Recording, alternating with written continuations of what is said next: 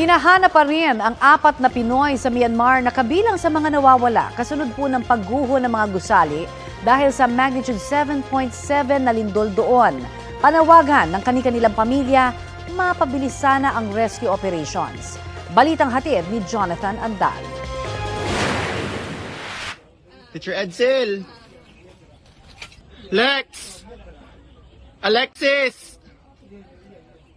Kuha ito sa Myanmar habang hinahanap sa gumuhong gusali ang mag-asawang sina Alexis Gale at Edsel Jess Adalid.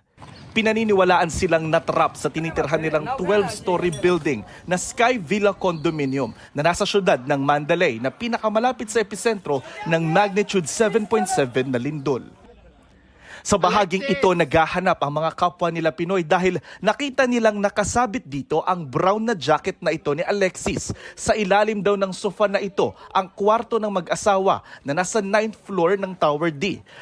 Taimtim na nagdasal ang kanilang pamilya sa Bai City sa Negros Oriental para sa kaligtasan nilang dalawa. Nagsindi kami ng kandila na hoping na may milagro na kung nasa loob man sila, mabubuhay pa rin sila. Hindi ko pa matanggap sa ngayon eh. Nawawala sila. Panganay namin yung anak. Ang bait niya, talented, very talented yun. Pero kung ano mang nangyari sa Panginoon na lang bahala. Nangangarap kami na buhay pa. Hindi kami sumusuko na sa pag-asa na buhay pa sila. We wanted to ask everybody who can see this video to keep praying that we will be able to receive a miracle for Alex and Edsel, that they are found or they will be found alive. Isa pang Pilipinong nawawala, si Francis Aragon, na nakatira rin sa Sky Villa Condominium sa 6th floor Tower D. Ito raw ngayon ang itsura ng Tower D batay sa litratong ipinadala sa misis ni Francis. Hindi namin alam kung nasaan siya, kung nakalabas ba siya ng condo or nandun pa rin siya trap. So wala akong idea.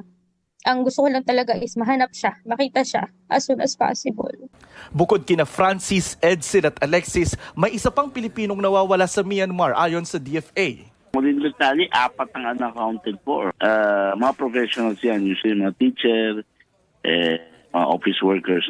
Ayon sa kanilang pamilya, pumunta ng Myanmar ang 3 Pilipinong nawawala para magturo sa isang international school doon. Si Francis, mag-iisang taon pa lang sa Myanmar. First time namin nagkalayo ng ganito katagal. Mag-1 year na siya nandun. May mga anak kami, 4 and 2. So sobrang bata pa. So marami rin kami mga bills and utangs na kailangan bayaran. So nag-sacrifice kami na magkalayo muna saglit na pumunta siya doon sa Myanmar. Pero ang plan sana namin is kapag medyo naging okay na, halos na bayaran or malapit na matapos yung mga utang namin is kung pwede niya kami maisamang pamilya niya para kasama-sama kami talaga. Ang mag-asawang Adalid naman, 2 taon na sa Myanmar pero kalilipat lang nila nitong Pebrero sa gumuhong Sky Villa Condominium. Ang huling balita raw ng pamilya, nasa loob ng kondo ang mag-asawa nang mangyari ang lindol.